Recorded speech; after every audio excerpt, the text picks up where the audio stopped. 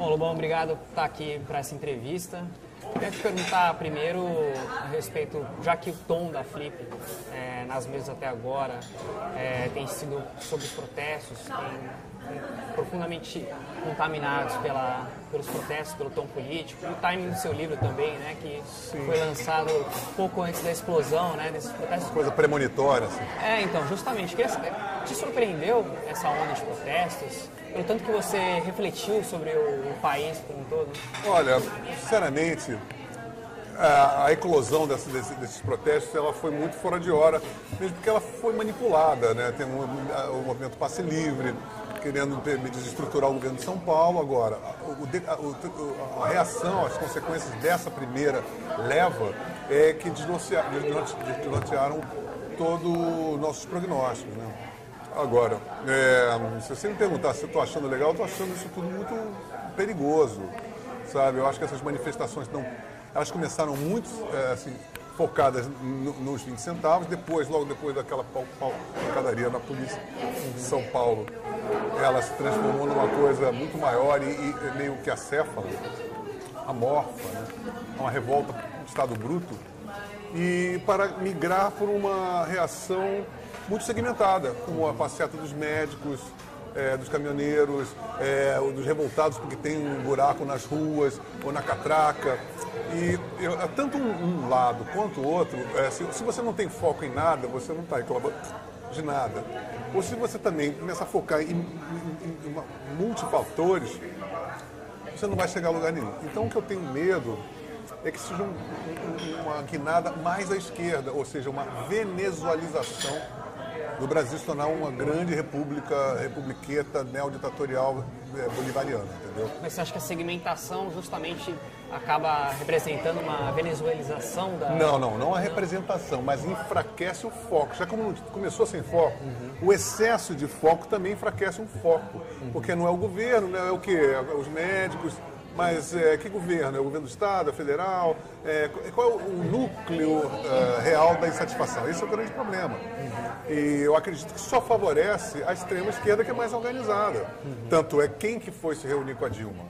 Foi o pessoal da extrema esquerda, o Passe Livre, o Fora do Eixo, o PCdoB, o PSTU, a juventude rebelde, tá entendendo? E isso é muito perigoso, porque a gente vai ser levado, essa organização, a maior organização desse segmento, vai levar a nossa sociedade a se submeter a diretrizes mais da extrema esquerda, mais socializantes, mais bolivarianas. Né? Você vê a Argentina, você vê a Venezuela, vê Cuba, vê Bolívia, Equador, Honduras e tudo mais. Você diz no sentido do governo tentar atender as demandas desses grupos? O governo, o PT já é considerado de centro, com uma crítica à esquerda, e pessoas, movimentos dentro do próprio PT são mais à esquerda, criticando, vamos dizer assim, a má gestão do PT, como se fosse uma coisa de associação com a direita patrimonialista, etc. e tal. Quando, na verdade, o grande fator de falência do governo é justamente a gerência de cunho esquerdista. Nós estamos vivendo uma realidade absolutamente socialista, uma patrulha ideológica ferrenha. A coisa, por exemplo, o Sérgio Cabral, eu não sou um cara que votaria no Sérgio Cabral, mas eu acho que é um absurdo ocuparem a rua. E também essa emulação, né, do Anônimos, aquela massinha, aquela máscara, aquilo tudo denota uma falta de substância real dentro desse movimento. É uma coisa que muito sedutora você perceber, poxa, que o gigante despertou. Eu sou mais cético em relação a isso. O Gil falou na conferência dele que ele falou num tom mais elogioso, mais positivo, mas ele disse que via um clima de rave nesses protestos.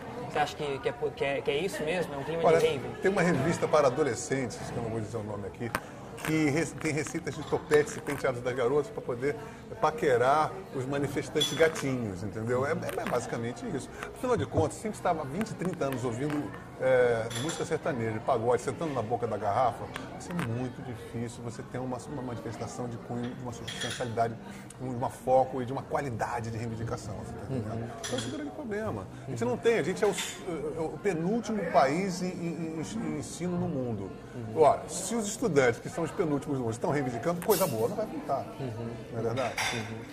E no começo dos protestos, pelo menos eu percebi uma cobrança de algumas pessoas quanto a manifestações da classe artística. Demoraram para opinar a respeito do que estava acontecendo. Você acha que, primeiro, eles demoraram ou eles precisam se manifestar a respeito do que eles têm essa obrigação? Estão de rabo preso, eles estão todos... O problema é o seguinte, quem recebe lei Rouanet é militante. Se você... Como é que você vai ter uma classe pujante intelectual, cineastas, artistas que são todos pagos pelo governo? Como é que você vai querer que eles vão ter algum tipo de crítica substancial? Eles estão todos atrelados.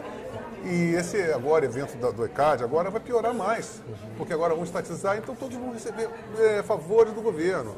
Então é óbvio que você não vai ter ninguém, que esses caras todos estão com o rabo preso. Agora, você vê, ontem o evento de posado lá do Renan Calheiros e tem o beneplácito da Dilma, é imoral. E esses caras que estão ali são os maiores beneficiários da Lei Rouanet. Né? Então nós temos agora exatamente esse tipo de cobrança dos artistas, não pode ter. Fora também agora que tem meia dúzia, 3 ou 4 que fizeram música de protesto, que eu acho que é um pouco canalha, né, para essa altura do campeonato. Então a gente oscila entre a canalice do oportunismo, de você fazer uma música agora é uma coisa que seria eticamente não recomendável, ou você tem aquela máfia de cadáveres insepultos de sempre, que estão há mais de 50 anos na hegemonia do poder, mamando nas tetas do poder e perpetuando-se como cadáveres insepultos e com artistas natimortos a seu reboque. É isso que está acontecendo. Então é por isso que nós estamos num quadro, ao meu ver, patético, e eu estou muito cético em relação a tudo isso, porque parece que tudo tende a piorar. Essas suas críticas ao governo e à esquerda tem feito muita gente apontar o dedo para você e dizer que você é conservador. Te incomoda? Eu queria saber, como uma contra-pergunta, o que seria eu, um cara de direita? Eu sou um cara a favor do livre mercado, da livre iniciativa, da propriedade privada, da diminuição do Estado, da diminuição dos impostos. Eu acho que 95% das pessoas são assim. Agora, eu não me considero um cara de direita. Agora, acho que uma esquerda caricata, socialista bolivariano está aí. Sabe, o Fórum de São Paulo existe, vai estar instaurando-se aí, se reunindo agora. Tinha que ter uma auditoria. Se a gente fizesse uma auditoria no Fórum de São Paulo, a gente causava um impeachment pelo menos em 18 republiquetas dessa América Latina. Por quê? Porque eles têm, além de associação com crime organizado, com as Farc, com o MIR, eles põem a soberania de cada país, inclusive o nosso, abaixo do Foro de São Paulo. Isso a imprensa tinha que investigar e a sociedade civil teria a obrigação de cobrar isso, porque este é o ponto gravitacional, o epicentro do furacão, chama-se uma coisa, Foro de São Paulo. Enquanto não resolver o Foro de São Paulo, a gente vai estar refém de uma organização muito bem estruturada que todo mundo já fala com uma certa naturalidade, a Unasul, tem bandeira, é vermelha, E outra coisa, é claro que o comunismo é super anacrônico. Agora, infelizmente, a América Latina é muito anacrônica e compatível a tudo isso. Então é melhor a gente acordar, porque na verdade o buraco é muito mais embaixo. Você, numa próxima eleição, como é que você votaria? Eu me recuso a votar. Eu me recuso a sair de casa para votar. Agora, não que isso, como cidadão, eu acho que a única situação é pensar em longo prazo, reunir pessoas da sociedade civil para poder formular uma agenda. Tipo, como eu falei para você, nós somos a favor de iniciativa, livre mercado, propriedade privada, diminuição do Estado, então fazemos uma agenda e formamos um partido. Vamos deixar esse partido crescer, ter representatividade, entrar dentro da vida pública brasileira e aí sim ter quadros para poder votar neles, porque não tem partido que se pode... Todos são partidos de esquerda ou são de uma direita patrimonialista, como Sarney, Collor, Renan Calheiros, Severino Cavalcante, Maluf. Esses caras, eles depõem contra o rock and roll de uma determinada direita, porque a gente tem que entender uma coisa, a direita no Brasil, ela sempre foi patrimonialista.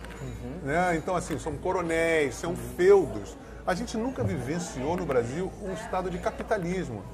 O que eu proponho à sociedade civil é um choque de capitalismo.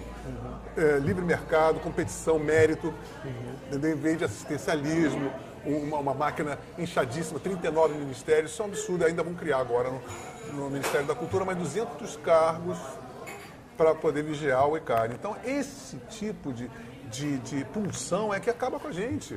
Tá entendendo? A gente não pode querer que o Estado seja mamãe, mamando na teta, passe livre. Não, a gente tem que pagar. Meia entrada, não tem mais meia entrada. Não tem lugar nenhum no mundo. Meia entrada acaba com o show business. Sabe, nenhum profissional, você vê classes trabalhistas reivindicando 2%, 3%, 10%. Pô, a gente perde 50% e acaba com o quê? Todo artista tenta mamar ou beijar a mão do Estado, ou patrocinadores privados. Mas isso é péssimo, porque você, mesmo que seja um patrocinador privado, por exemplo, uma firma que prega a ecologia, e você vai se tornar um arauto daquilo. Então você não tem mais autonomia intelectual, artística, entendeu? Isso é muito sério. Então a gente tem que pegar essas coisas na raiz e você pensa, são medidas que seriam extremamente impopulares. Então como fazer isso? É um tremendo quebra-cabeça que eu pessoalmente não tenho experiência política nenhuma, eu só estou falando como um cidadão e como um cara que se informou para poder escrever esse livro. Inclusive eu tive que me informar muito mais e confesso a você que eu me senti uma besta quadrada porque eu comecei reclamando de uma coisa e chegando a outras conclusões mais indignantes ainda no final do livro. Então acho que nós como cidadãos temos que nos informar, a imprensa tem que ter mais pujança para poder apurar coisas que eu só consegui aprender e absorver com coisas muito nas internas, entendeu? Então a gente sabe que a gente está com muito rabo preso aí, sabe? Então a sociedade tem que se livrar disso e tem que justamente assim não temer a patrulha de ser de direita, que essa patrulha está muito mais ferrenha do que foi nos anos 60. Aí você começa a ter só filmes sobre a ditadura militar, ou biografia sobre o presidente, só coisas chapa branca. Você acha que patrulha é um traço brasileiro? Eu não sei se... Olha, eu não posso chegar e comparar com lá fora, porque eu não tive uma vivência internacional dentro desse termo de patrulha. Mas o politicamente correto é uma patrulha. Mas, assim, o nível de patrulha meio, assim, esquerdoide, esse ódio americano, essa inveja do falo norte-americano, inclusive que a própria guitarra elétrica é o falo americano, isso acontece muito, é verdade, que isso é verdade. É uma coisa que é um fato terrível, entendeu? Agora, nós nunca tivemos essa patrulha tão acirrada e de uma manifestação tão fascistoide, sabe? Assim, você é de direita, então todo mundo que não é do governo é reacionário de direita, você percebeu? Todo mundo que tem alguma... até o próprio governo fala, esses manifestantes da extrema-direita. A extrema-direita é todo mundo que não é o governo, que não são os partidos. Mas essas manifestações que você diz fascistas, você acha que elas são exclusividades da esquerda ou você acha que também a direita... Olha, se você chega, por exemplo, eu vejo coisas assim insuportáveis e sustentáveis. Vamos tomar um golpe militar, tá entendendo? A cadeira elétrica para aquele cara, eles só vão resolver com guilhotina. Esse tipo de coisa é inaceitável. Né? Então, assim, qualquer coisa, qualquer ditadura que seja uma panaceia para uma outra ditadura é insustentável. Né? A gente tem que pensar em manter a nossa elegância.